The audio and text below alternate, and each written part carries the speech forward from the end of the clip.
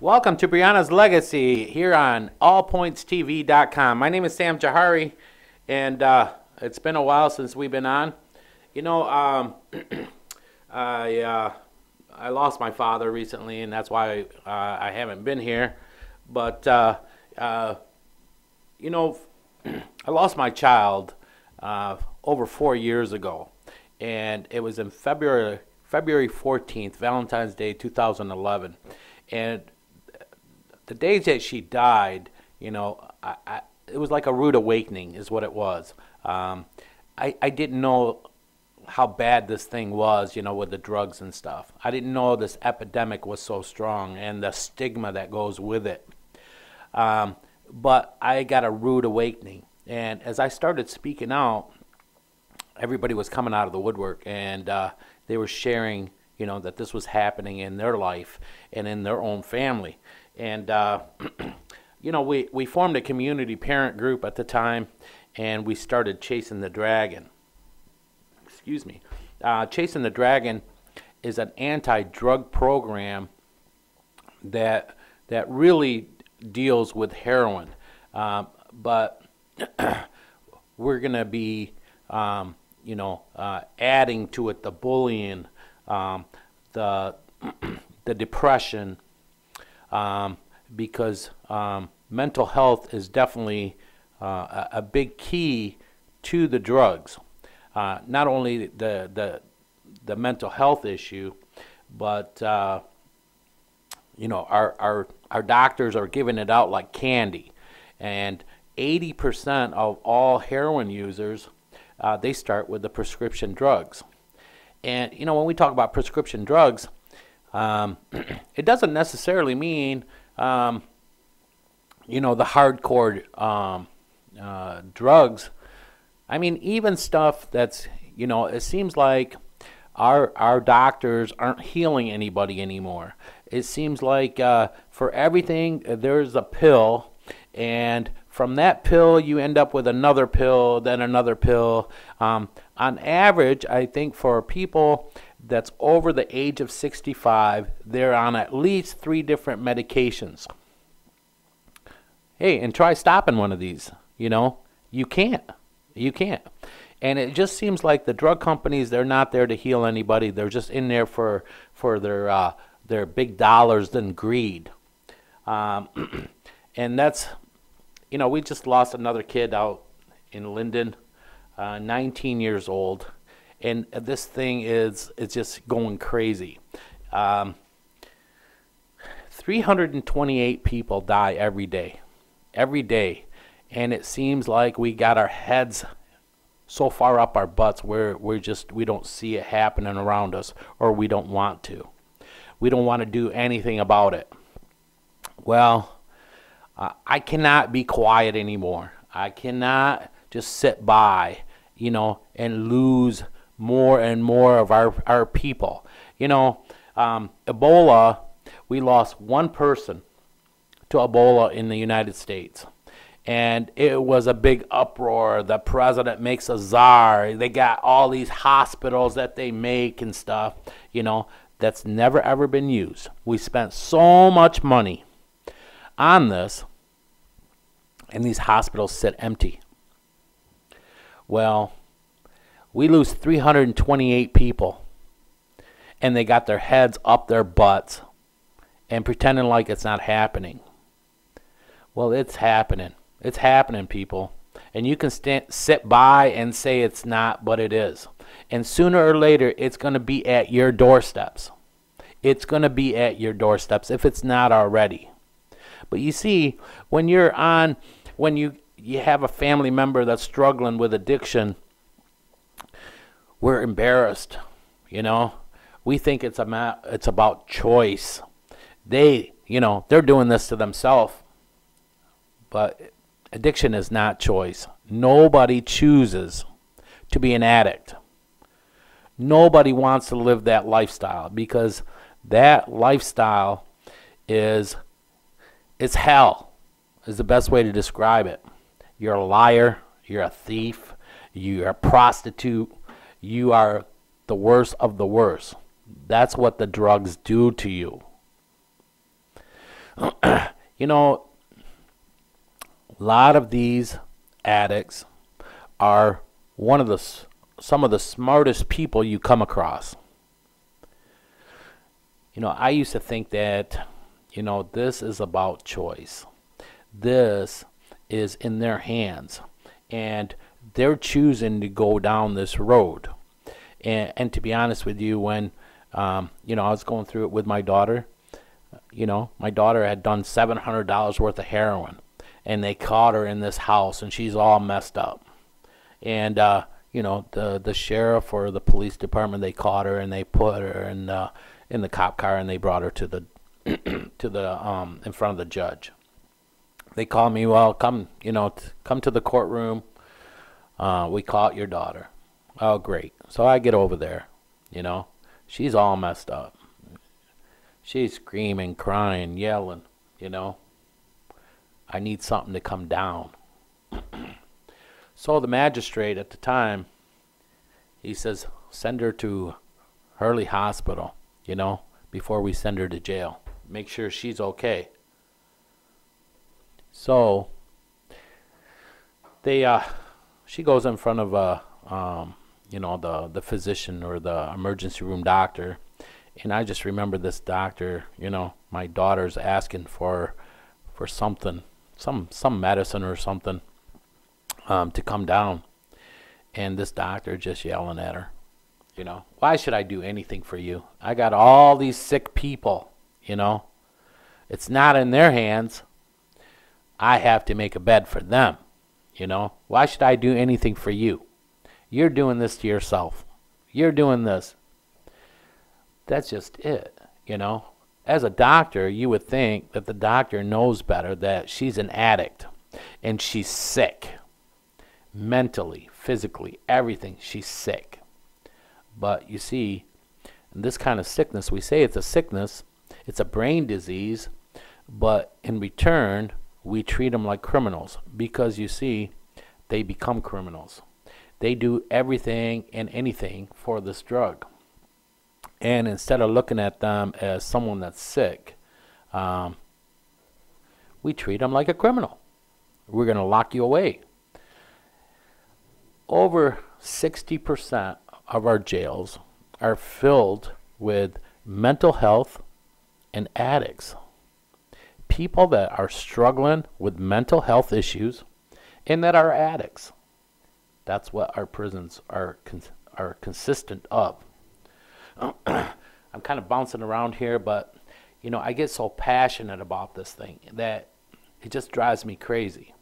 That, you know, whether it's our courts, our judges, whether it's our police, you know, it seems like they would know better. We should be able to come with some kind of solution or something different than what we've been using or what we've been doing. But we don't. You know, it's like when I was over at Mott, I remember talking to people who I considered to be on the left at that point in my life, you know, left politically. And they were saying that, you know, they were talking about the same issues that you were going through now, that, you know, the criminalization of addiction is not a beneficial thing for the addict or society. And I was dismissive of it because I thought, it's like, well, it's another touchy-feely kind of thing. People are responsible for their own actions. I still hold that true. But when you look at this, this is like, that was when I was at Mott, this is like 30-some years ago now. And so when you look at the facts that, you know, we've just quadrupled or beyond the population of our prisons filled with people for minor drug offenses, so a lot of it just simple possession. I mean, these people who are out there, I really, if you're listening and remember the arguments we used to have at that, you know, at college, I really owe you a sincere apology, because they're more present than we were, the most of us were at the time, realizing this is a wrong-headed course to go down. And I just really regret, you know, when the RICO statutes are pushed through in the 80s under Ronald Reagan, I applauded that, because, you know, now it's I see it now as basically, it was a capitulation of our rights to fight this war on, basically it was war on crime, war on drugs. And it just seems like, but see, it seems like we keep on doing that. I mean, if you go to legislators, you got all these other groups out there, like partnerships and stuff like this, groups that are like actually wanting more legislation, more legislation, more legislation. And I don't know how far you can go with legislation. I mean, that's got to be frustrating for you. Well, that's just it. I mean, we've had this war on crime since the 70s, And where has it gotten us? There's more drugs today than anything else. There's more people in prisons. We just keep building more prisons and more prisons, but we're not solving the solution. We're not attempting to change anything. Say you're stupid if you keep doing the same thing with the same results. It's not like we're getting any better. So maybe it's time that we need to take a look and do some changes. Well, look at downtown Flint. That used to be the building, or the McCree building is for the courts.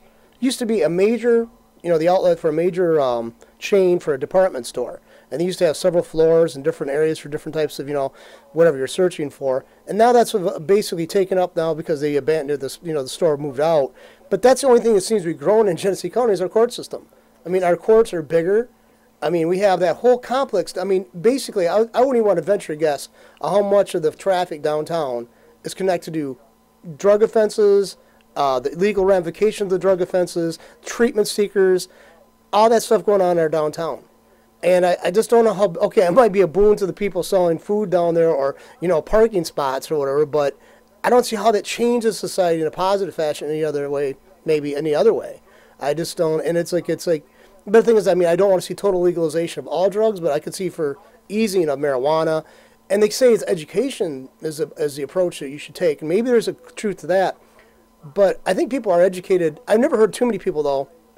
I just like to ask addicts. And I wish I could have your daughter here and people, and I wish you had gone through and then, was he, in the process of recovery. I just like to ask people, what made you want to do this stuff in the first place? Because nobody ever hears a story. My life was total crap until I started using insert drug of choice. That's never a basis for a success story. So, I just, you're kind of bewildered by the fact that people still engage in this drug use, despite the fact that nobody's ever came out saying it was a beneficial thing to get addicted, Well, that's just it, John. I've talked to a lot of addicts or recovering addicts. And the whole thing is with this disease, they say 10% of us have this disease. And 10%, okay, that's why a lot of the legislator or whatever, they say, oh, it's only 10%. But it's not just 10% that end up, we're all have something, whether they're our family members or our friends or neighbors or whatever, that it covers everybody.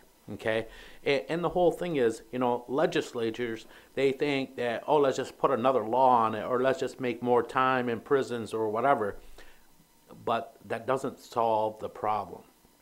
That doesn't take care of anything, And talking to addicts, or recovering addicts, they say that, they can be the most popular kids. They can be the best athletes. They can be, presidents of their classes and stuff like that. But there's something lacking in them, whether it's a mental health, depression, bipolar. They just feel inapt. They feel inapt. And what happens is once they get, that medicine or the alcohol or whatever, they don't have to deal with their issues. It's not that it makes them complete, but it takes them away from the way they're feeling. I remember reading years ago in Playboy magazine used to, I don't know if they do still because I don't get it, but years ago they used to do in-depth, a lot of research. They financed a lot of research, and they found that the general profile of a person a teenager, for example, who experimented with drugs, was always on the higher IQ side. They were usually ones that were considered, very doing well socially. But they also had this curiosity, and they would engage in this stuff, and they got hooked into it. But initially they were very smart. They're probably above the crowd. A lot of them. I knew a girl who was addicted to heroin. She lives down south, and she was actually the valedictorian of her. She was probably a small area, but she was like a shining star academically throughout high school. She was valedictorian, and there was like a few hundred students in the school. And she was like, and she still went on after her. She went on the way of recovery. She actually went back to college and earned a degree and did very well in college. But it's a success story. I'm glad to know her, but because she was so close to death because she was heroin. And but it just the kids are people who are into. Usually there is Playboy reported this like 25 years ago.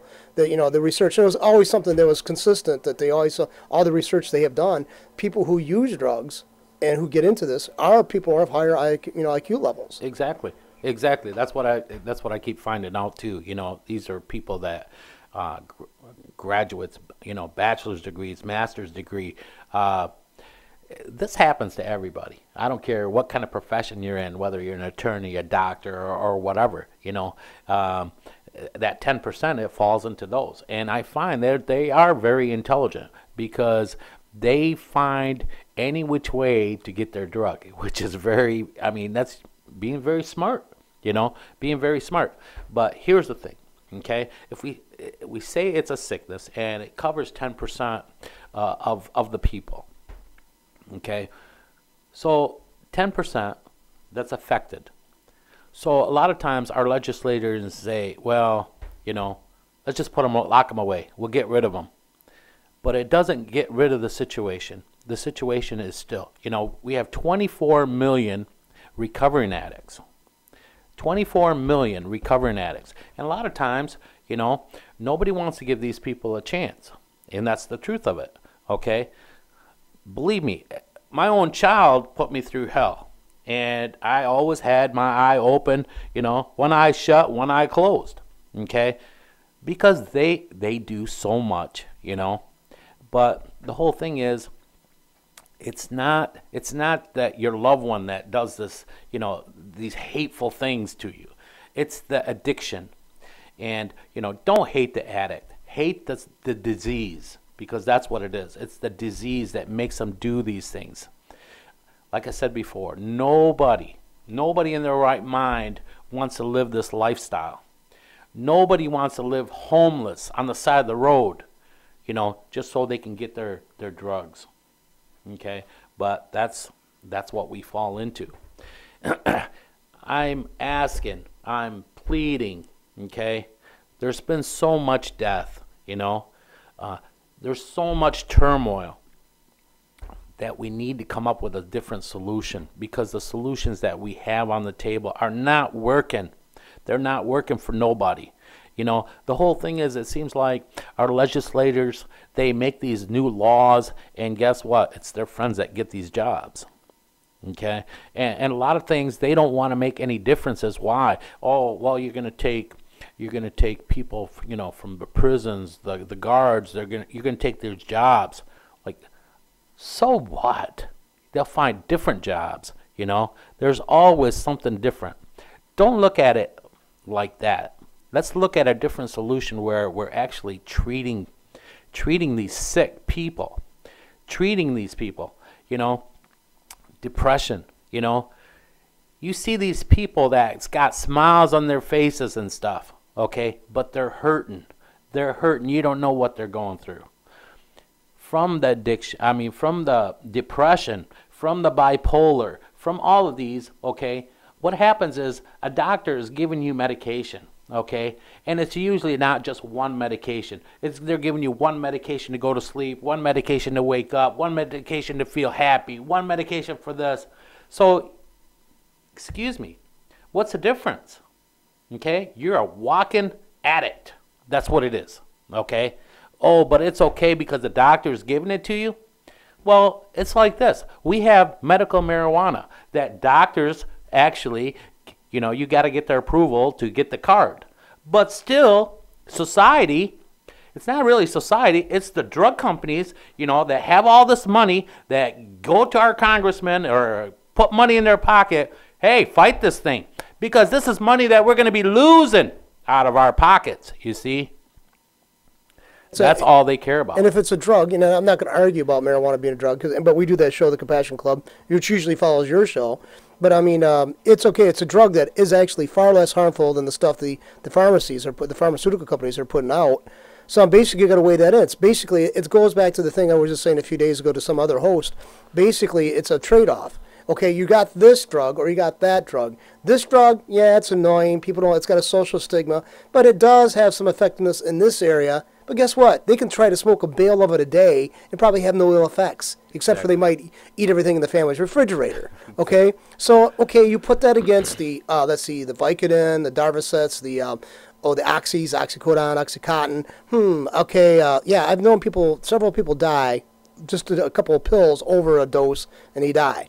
I've known people who smoked. I mean, they smoked so much weed growing up that they had the Zigzag Man had a picture of them on their his T-shirt, and they still. Guess what? So a lot of them quit. They had no ill effects afterwards. So I mean, not all drugs are created the same. That's another thing is a lot of anti-drug groups out there try to push they're all the same. Well, they're not. Okay, that's a fact. I mean, as much as you want to, if we want to make an impact on trying to stop people from the serious addictions, not all things are created equal. And that's on the drug and the drug end especially, you know. Well, you know what? I'm not pushing the marijuana or any other drug, but Dr. Gupta on CNN, you know, he came out, you know, after they made Colorado's legal or whatever, you know, he says he went out and this one kid, he was an older boy. I think he was in his 20s or 24 or something. He had some disease. I don't know what it was called, but this boy would have a problem where he would have these episodes. He couldn't talk, and he would get like the shakes and stuff. And as soon as he would take one hit of the marijuana, it's like his speech would come back. You know, he'd quit shaking, and everything was fine. So, you know, Dr. Gupta, he was like gung-ho. I mean, no, he was against the marijuana. He says, well, they keep saying, you know, that you can't drive on this or whatever. You know, let's put you in a car and let's see how you drive. And the kid drove, you know, Dr. Gupta said, he drives better than I do, you know. He says, here's the thing. If I was to smoke, probably, I wouldn't be able to. But because this guy, he was used to the medication, you know, this is what he needed to survive day in, day out, you know, he could drive, you know. Well, here's something that helps somebody, you know, with their speech. They didn't get the shakes. But you're willing to give them another drug, something that's synthetic, with all these side effects, and there's no problem with it. Why? Because the drug companies are making it, because the drug companies are making their money. So, you know, this is taken away, with the marijuana, it's taken away from the drug companies. That's all it is.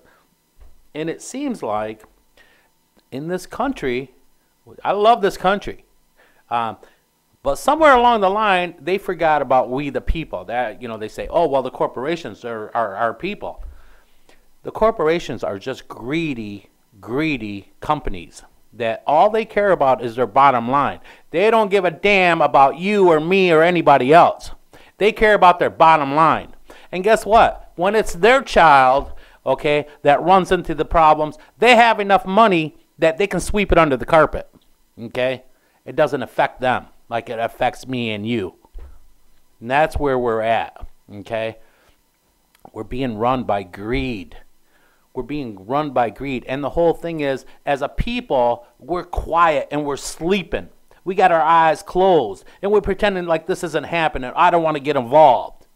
Well, I'm sorry, but we need to get involved. We, as the people, we need to take our country back. Okay, these politicians, they need to be working for we the people. They need to be working for the Constitution says, not for what they're, who's ever's putting money in their pocket. Okay, my vote is your money. My vote, your vote. That's who they need to be working for. Their constituents. Where somewhere along the line, they forgot about that. And it's because we're sleeping that they're getting away with it. Let's take our country back. Let's work for us. Let them work for us. Okay? You know what the biggest obstacle to is? Every time I talk to people about how corrupt their government is, I inadvertently, I don't care if it's left, right, or in between. Well, it's the system we got to work with. No, you don't have to work with the way the system works. You can demand change. And I'm so tired of all respect the person and respect the office if you don't respect the person. I always say, I don't care if it's got a moniker like, you know, Lord God Jehovah. If the person's holding that title is an idiot and a jerk, guess what? Respecting a like this office is supposed to have some kind of attributes that empowers these people. See, that's the reason why I can't be a Catholic. I don't believe in infallibility. And that's what every time you talk to politics, I just ran into this conversation the other day about politics. This guy told me, so well, we're not slaves, so at least you can take that to, you know, take comfort in that. I went, how are we not slaves?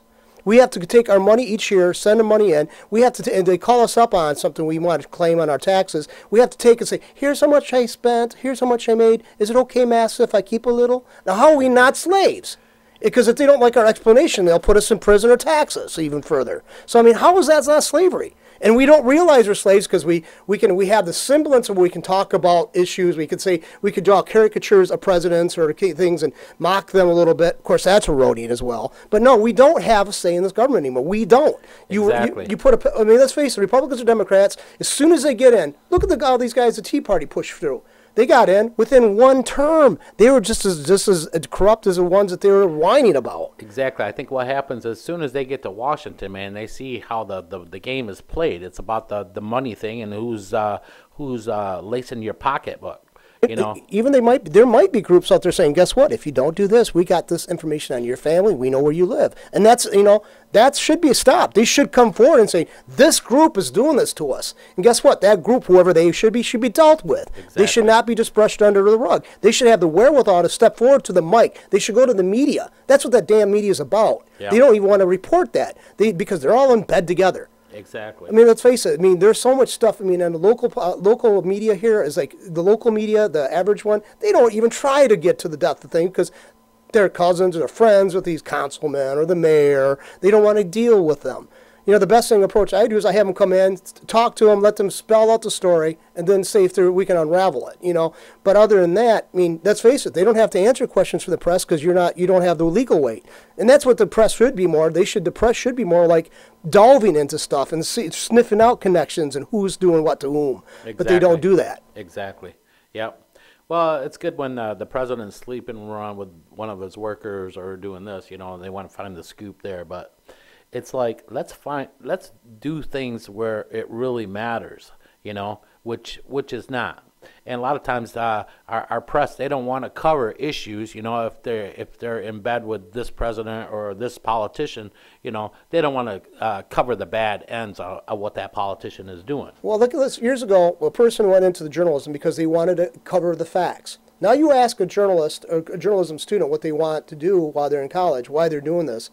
And they'll respond to something along the lines, I want to change the world. Well, guess what? You shouldn't be doing it with a partisan political aim. You should be doing it. You could change the world by being a reporter, by simply reporting the facts and who did what to whom. That's a simple thing you could have done. But no, they will overlook the atrocities committed by their pets while always pointing out the little errors in the people they oppose. Exactly. Exactly. You know what?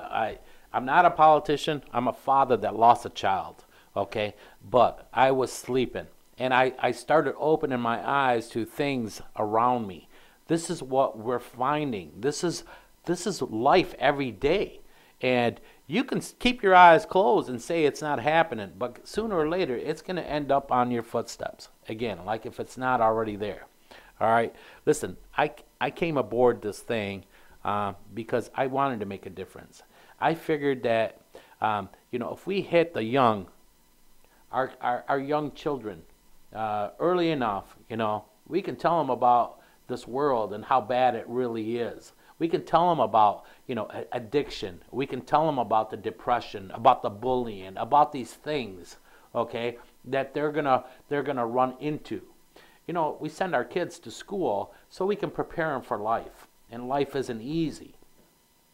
And we don't want to doctor it up or make it like it is.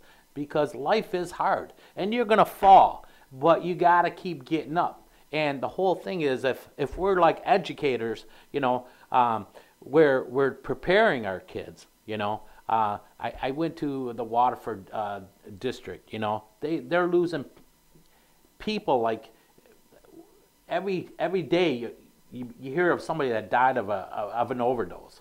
You know, and I went to this coalition, you know, and I'm telling them about chasing the dragon, and I want to come into your schools, and I want to tell these kids, you know, and I had these people telling me, well, you know, we don't have an hour to give you. You know, this is going to take away from educating them. That makes sense. You know, the whole thing is a lot of times we don't want to confront problem areas. Because we're so worried, not for these children, we're worried about, oh, I'll have people leave my district. Oh, if there's drugs in here, like people are stupid or they don't realize what's going on, okay? But they're just worried. Again, it's about greed and it's about money. It's not about the welfare of our kids or our human beings, It's about the dollars. And that's what I find. You know, again, when I started this, you know, it was about I want to reach these young, you know. I want to educate them to let them know what's ahead of them and what to look for and to stand up against, you know. I tell these kids, you know what's going on in your schools because they do.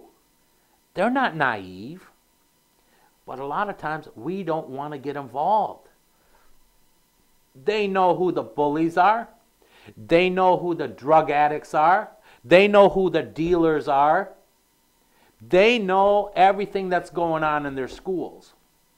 But as young people, you know, you tell them to stand up and to be accountable, and guess what? They do.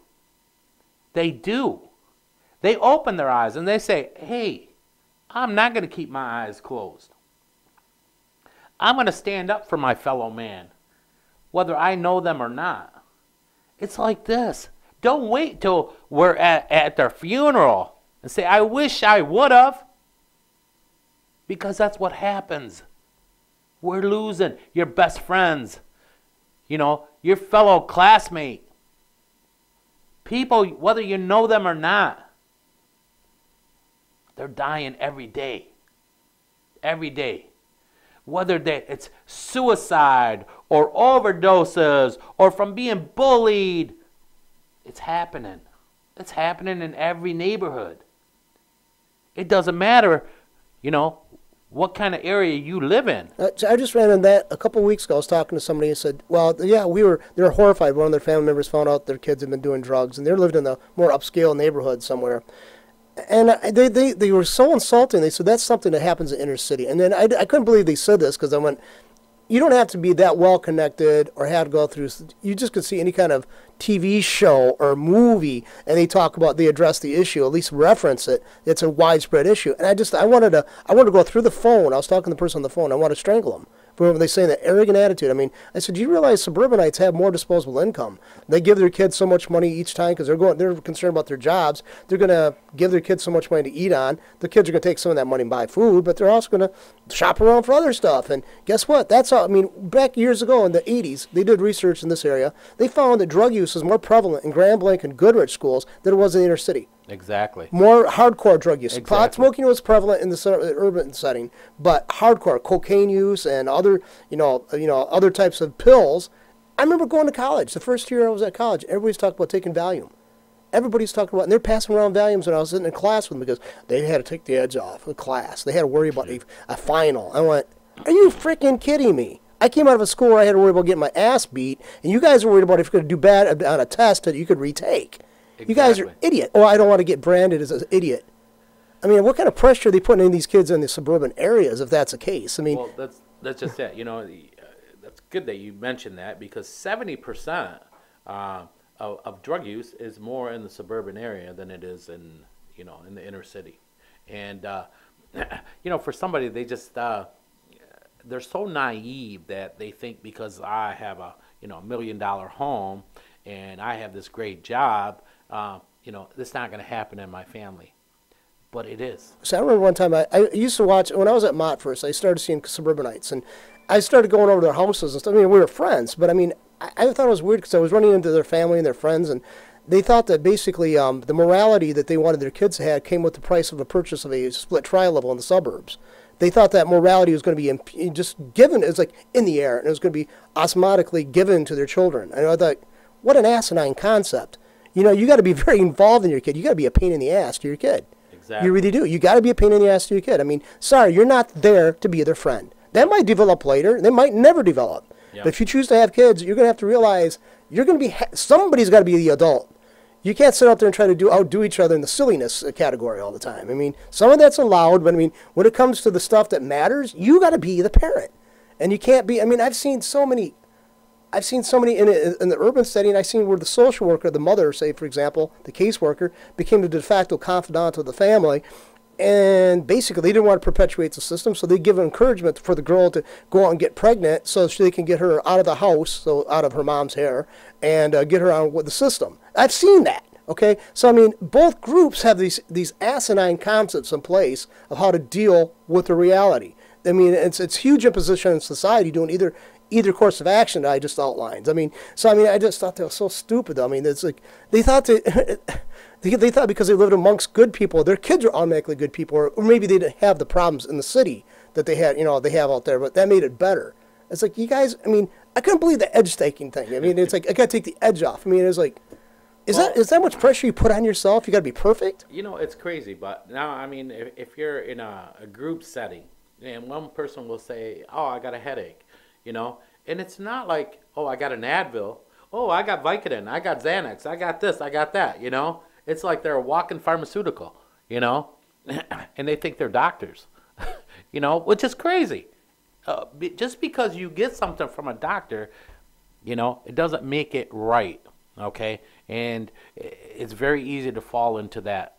A year ago or something, I came across this thing on Facebook. It was a shirt, the back of this shirt, and it said, this person started with cholesterol, and he took this. Then he ended up with anxiety, so he took this. Then he ended up with diabetes, so they took this. So all of a sudden now he's on 7 different medications, and it was a story that this guy was writing. He says, it seems like it's funny, but really it's not. And that's what he was talking about. These doctors are just, they're pretty much just legal drug legal drug use. That's all they're doing, is they're just writing you prescriptions. And we as a society, we just feel like there's a pill for everything. And we don't want to feel, shit, we had a rough day. Oh, I can't wait till I get home to have a drink, or to take this, or to take that, The whole thing is, today we need to feel. And that's the way we can process and get it to work through. After I lost my daughter, I was in a world of depression. I hurt from head to toe. It was hard for me to get out of bed, I went to a therapist because my wife, after a couple months, she's like, please, honey, you need, something's not right. You need to take care of this. It's not going away by itself. I've given you long enough. It's time to go get some help. So I went to a therapist, and I spoke to a therapist for about a month, every week for a month, and she said, I think you need to see the psychiatrist and get some medication to help you sleep. I said, I don't want to rely on something to help me sleep. She says, well, talk to the psychiatrist and you guys can come up with something. Well, we agreed on this, supposedly this light sleeping pill was non-addictive. Well, a month later, how's this working out? It's not. I'm still not going to sleep. I'm still waking up 2-3 times a night. Okay, well, let me give you something else. Okay, and okay, a month later, how's this working out? Well, I'm still not sleeping. Now it's like I still wake up 2-3 times, but I'm very groggy. I can't get out of bed. Okay, well, let's give you something to help you get up. Within 4 months, now I'm on 5 different medications. Okay. When to go to sleep, when to wake up, when to feel happy, that's how it was. And the last time, I came to see this doctor, and he's like, how's this working out? I said, I'm still not sleeping. I'm still groggy. I'm still depressed, Well, maybe we need to do this. I said, you know what, doc? Maybe I'm just supposed to feel, Maybe, I'm supposed to just go through this. I lost my child, and I don't think there's anything you're going to give me that's going to change what I'm feeling. Maybe I'm just supposed to work it out. He said, well, I don't know why you came to see me. I looked at this doctor, and I says, you know what, doc? I stood up, and I looked at him, and I says, I don't know why I came to see you, but I know I'm not coming back. And I walked out and never went back. Listen, life isn't easy, but there's nothing that makes it easy for you to go through life. There is no happy pill or anything that's going to solve your solution, Because no matter what they give you, it's just covering your pain for this minute. It's just covering your pain for this hour. It's just covering your pain for this day. Because when it wears out, guess what? You're still at the same place. You haven't gone anywhere. And I don't need to be a doctor or a professor or a teacher or anything to figure that out. I had to figure it out on my own. And the whole thing is, do I feel depressed? At times I do. I lost this child. We're not supposed to bury our children. But that's life. That is life. We're supposed to stand up. I don't care how many times you fall, you got to get up. Take a month off, 2 months off, whatever you need, your own personal things. But we have to get up, because that's what our loved one would want from us, is to get up and to carry on life and to carry on their memory and to do something positive with whatever it is. When my daughter died, it was crazy. I don't wish that pain on anybody. But I cannot bring her back. It doesn't matter how I feel or how long I lay in bed.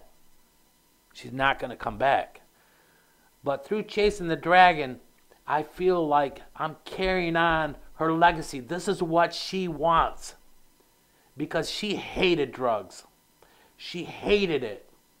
She hated the person that she became. She hated looking in the mirror and seeing who was looking at her, because she knew that wasn't her. We've been in front of over 50,000 kids with this message. This is Briona's legacy. You know what? No matter how many we lose, I know that we've saved some kids along the way, because I've gotten messages from them. And it's a wonderful, wonderful feeling.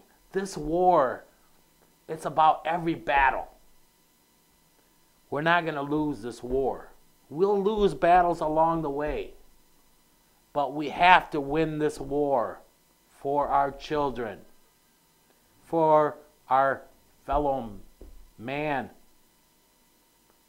And I'm not going to stop. And I want whoever can hear me to join me in this fight. Please don't wait till it's at your doorstep. And if it is, it's okay. Come join me, because I've been there. I've done that. I can help.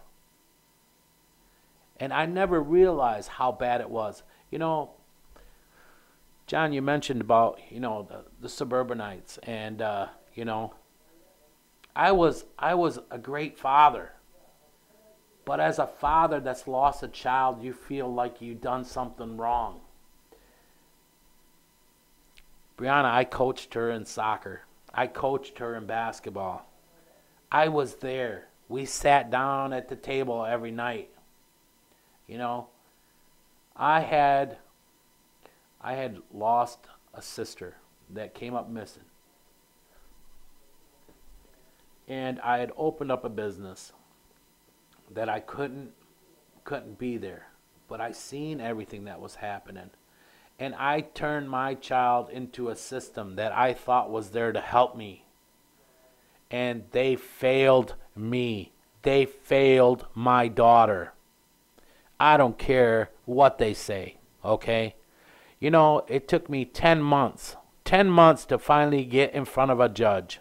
And I was pleading to this judge finally. I was pleading, help my child. Please help my child. And in his return, this judge looked at me and he says, well, maybe you just need a couple weeks off with your daughter. You just need to be home with her. He made me feel like a failure. He made me feel like a failure. I wasn't the failure. Your system was the failure. You, judge, you were the failure. I kept pleading, don't let her slide through the cracks. Please don't let her slide through the cracks. She died anyway. Because you failed. You sleep good at night, I'm sure. But you were the failure. I don't care what anybody says. I know, and you failed. Please, okay? Listen, I don't have the answers. I don't have, but I've been there. I talk to you from experience. I lost my child. I can't bring her back. But hopefully we can save yours. We can save yours. Because you see all these people that's got all the money and stuff, don't think it's not happening in their homes. Don't think that it's not happening to their children, okay? Because it is. It is. But they have enough money to send their kids away for wherever, somewhere where they're going to get treatment that nobody even knows what's going on in their home. But it's happening everywhere. I don't care how much money you make.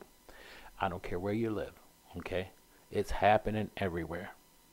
And not just 10%. Okay, the 10% of the addicts, but with the families and the neighbors and everything else, okay, that affects everybody. That affects us all. And all of us need to unite and actually come up with a solution. Come up with a solution that we get things done. We get things in the right way. That 10% thing that everybody brings up, it's 10% are addicted. But if you actually look at it in another light, it's 10% of a population they allege that actually changes society for the good or the worse. I mean, the Nazis, only 10% of the population of Germany, roughly 7 to 10% were registered Nazis. They changed it for a very negative way. Margaret Mead actually said it's like, a small minority of a population always changes the society. It's not the masses. Basically, it's the awareness maybe they create or the apathy they fall into, the antipathy they head towards. It actually creates this has changed the society. Representative Men, the book by Ralph Waldo Emerson, talks about how the handful of people initially is rejected. The people who speak out or people who see things a different way change things. So if you're looking at the 10% who are potential addicts of us out there, but you were just alluding to it. The 10% now affects, bam, 2 or 3% beyond their scope, their normal, their self. Their family members, their friends, their associates, the people they work with. Okay, how much more? I mean, it's like 20, 30%. How much more is going to change a noticeable difference in society? If we're looking at all the stuff we've galvanized, all the money we galvanized towards this legal system, towards keeping people incarcerated for drug offenses. And then how that money now it's freed up if we changed our paradigm, how much more of an impact we could have society in a positive fashion, possibly, because I'm a skeptic too, because I guess even if we got the money available, we might not make the best decisions for that money. But could you imagine what we could do with that money that's now freed up from a failed way of doing things? Exactly. So I mean, it's like that 10% is like it's like not how much an impact 30, 40, 50%, 30% of a population be affected by something is going to impact society as a whole. Not the 100% and beyond, their borders. So I mean, I just don't see how that can be dismissed. That 10% potentiality of every one of us having for being an addict. It's like we allow ourselves to live under laws that are draconian or bizarre or just sucking the resources financially in human terms away from us. And we're just so easy to say, well, that's 10%. Well, that's just 10%. Exactly. What percentages are going to be an impact, Well, that's just it. It would cost treatment would be a lot less, to take care of these addicts than it is to house them and put them in prisons. Okay, look, so if somebody if they go for paid full out, I mean, even at the couple attempts, they pay $45,000 for two attempts to go through rehab. The second time, it finally seems to sink in that people are gravitated and grasp that change that's offered to them. So, okay, they went through it once, they failed, so that's $20,000 down the hole. Now, but guess what? You look at 5 years down the road, if you incarcerate them, they're going to have appeals, which is a financial cost in the system. They're going to have to be incarcerated. That's $25,000 to $30,000 per person, which means that money goes towards employment of people for sitting around watching them vegetate basically and go by the wayside, or you're going to have so then you're also going to offer programs inside. That's still an additional cost. So treatment is the cheaper. I mean, if they just Exactly. want to go, if people just want to be the hardliner, look at the bottom line kind of person, that'd be the best approach. The treatment approach would be the best economically overall, and humanly would be the best approach overall.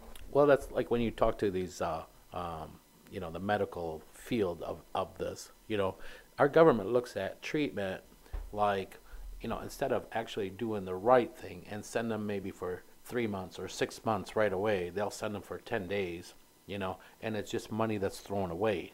It doesn't do anything, but the way they look at it is, let's go the cheapest way. So in the long run, they end up paying a lot more for this treatments than they would have if they would have just done it right in the beginning.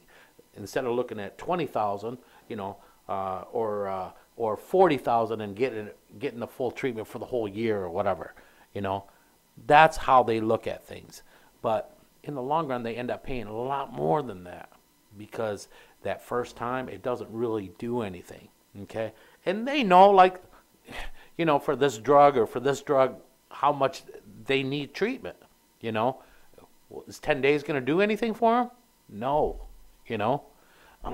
but that's the society we live in. They got approaches, like I know that Pete Townsend from the Who, when he went through a heroin addiction and he wanted to get away from that, due to recovery, they put him in this thing where they actually circulate your blood. They have you in basically they have to put you in like a comatose state. They pass your blood through pass through the filters. They bring it back and put it back into you. Now it's free of the drugs and stuff. But then they also give you a shot to actually they basically keep you numb to the whole thing, the withdrawal process, I guess. But the thing is, the success rate of this is really high. Then they have the ensuing psychological counseling and the in-depth kind of stuff. But it's quite expensive, a couple $100,000. But if you look at that, if like anything else in our society, if you start offering, more and more people see that as a career potentiality, they're going to go in that field, get trained in it. They can set up different places. That can actually bring costs down for those who are actually severe cases. That would be the best approach. I mean, it has a very high success level, but people they don't even, it's what I just said, most people are not even aware that approach exists. I don't even know the term of it myself, but I remember reading Rolling Stone after Pete Townsend went through that. And he talked about the process, and I forget the terms for it, but it's got a very high success. I mean, other stars and other rock musicians have gone through it, and it's very high success. They don't go, the recidivism or stuff is almost nil. But yeah, it's costly. It's probably about $100,000 for it when he went through it. Again, the cost will go down when more places are trained in the concepts and know how to utilize it. Because otherwise, it's just a medical procedure that could be brought. The prices could be controlled. But why don't people know more about this? And I'd like to do research on that too. Sure. Maybe for a future show, talk about what that process is. Well, I know for people that's going through,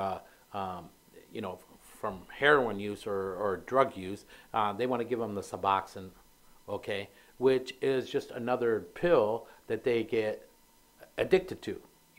They're very addictive, and it's the same thing. There is something out there, okay, that costs $700. It's a shot, okay, it's injected, and once a month, it costs $700. You don't have the cravings, and it does help you to get off of it. But it's not covered by insurance, and none of these treatment centers carry it half the time. Well, I know several people in this area. I know one family has got 2 family members in it who are recovering heroin addicts, and they go daily to a methadone clinic locally. That's another thing. So they're addicted to something else. Okay, I'm not addicted to heroin. I'm addicted to methadone. So it's the same thing. So that when my daughter, I told them that she couldn't come into my home. So they send her to like a foster care, and when I said she can come back home, she came home with a box full of medication, and I'm like, I said, Doc, what the hell are you doing? Oh, she's got to have this. She needs this. It's like, I didn't understand. You want her to get off of the drugs, the street drugs. So what's the difference?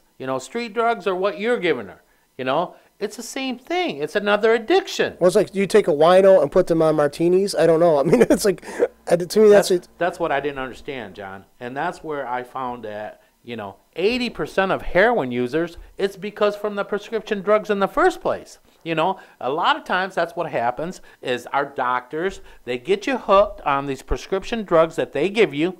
Then once they know you're an addict, guess what? They turn their backs on you. They let go. I'm not going to give you, you're an addict. I'm not going to give you any more pills. Sorry, you can't even come to my office anymore. So what happens? Okay, so you turn to the street, and sooner or later, you're going to come across this thing called heroin, which is supposed to be a lot cheaper than, the Vicodins or pain pills or stuff like that. So it's the same thing. What's the difference if this one's right in your prescription or you're getting it from the street? An addiction is an addiction. And the whole thing is our doctors, there's 1 million doctors, and there's only 3,000 doctors that treat addiction. Isn't that crazy? Well, that's the truth of it. Okay. Yeah, I mean, I would say that, if you just look at the bottom line, what motivates people to go into careers. I think if I were like starting out, I knew the statistics of how many people are addicted to whatever. I mean, it's actually got me. I mean, if you just want to go into a lucrative career, even if you're getting paid a small amount each time, but you had such a bulk of clients, you're still making a good living. Yeah. So I mean, why wouldn't you want to go towards that? But seeing the thing is, a lot of the approaches I think are just simply ineffective, or I don't think it's a one size fits all approach for addiction. I don't think it can be. No, it's not. I mean, it's like I think different people are required different things. They might have to adjust it, change, but I mean, it's like you just can't put out cures like you would assembly line. Today I was up to the Family Dollar before the show started. You're talking about like the availability of drugs and stuff like this. Well, they have this rack of like these 5-hour energy, 6 energy drinks, a box of them, right? Yeah. Like $6, $6. Beneath it, it's like up on top of it, it's like ones that actually help you sleep. It's got the melatonin or whatever. It's like and these are over the counter, not even over the counter. I mean, just like purchase it like you would make with your beverages, pop or whatever, yep. And potato chips. You walk off of these things. I mean, it struck me as I was looking at, preparing to come into the show.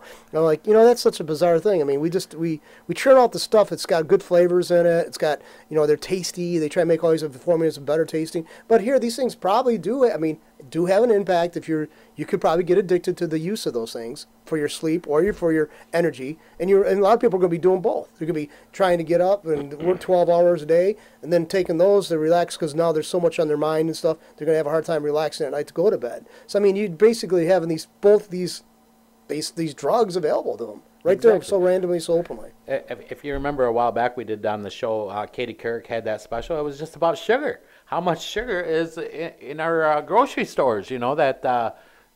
Another thing, too. They know that it causes obesity. It causes diabetes. They know all these things, But, again, big business, they don't care about you or me. Whether it's the drug companies or the wine and beer companies or, even the food that we're having. Everything's so processed and, they're pumping it with antibiotics and everything else. And again, and it's again our government who require. Let's face it. If you made cereal that didn't have all the chemicals in the cereal, they would probably try to put a stop to it because it didn't have the standards they said it met. I mean, my mom always thought it was bizarre. They take wheat, they process it, they take out all these elements, they put so many back in, and they call it enriched flour. Yeah. It's like, well, she goes, enriched, if they just left it the way it was, it'd been a very good, very rich, source of nutrition. But taking all this stuff, to add this, to add that, and call it enriched. She thought that was They put all that gluten in it. Yeah. Now everybody's having that celiac disease, and they can't have bread and stuff. Here, the big thing of, what you needed was milk, bread, cheese, and now it's like you can't eat none of that. None of it's good for you anymore. And for 25 years, 30 years, you couldn't eat eggs. Now they're saying, oh, no, eggs are okay. Yeah. It's like, well, so, I mean, what is it? I mean, they come out with something, but I guess they want to attach your name to something that's successful. So they say, this is our findings, and we're coming down from a high, we're handing it to you. Okay, we got to evaluate other things, too, like lifestyle, your activity level. Let's face it, people in other countries eat eggs and stuff like that are high in cholesterol, but they actually walk more than a few blocks or get into their car or out of their car at a parking lot. Exactly. I mean, that's how many people complain if they have to walk more than a few feet from their car to the door at a department store. I mean, they're furious. I had to park way down there. Down there, yeah. And so some people in the village would have to go 3 miles into the village center where the market was to actually get their stuff. They walk 3 miles back, but you're bitching because you're 250 feet total to go into the store. Yeah, okay. Exactly. I just think it's bizarre. It's just. Well, you know what? That's one thing great about doing this show and stuff. It's like we just hope that we can open your eyes, to everyday life. It's not everything's about drugs, but everything is leading in that way. And the whole thing is, you can stay quiet, you can keep your eyes closed, but nothing is going to change unless you open up your eyes and see things for what it is. I have a place in the farmers market, and people are looking for gluten-free. They're looking for stuff without antibiotic and chemicals and all this stuff, okay? Why? It's because if you don't look out for yourself, nobody else is going to, and that's especially our government, all right? Hey, my name is Sam Jahari, and this is Briona's Legacy, and I hope you can join me in this fight because together we can make a difference. One hand doesn't clap by itself. Thank you very much for listening. Take care.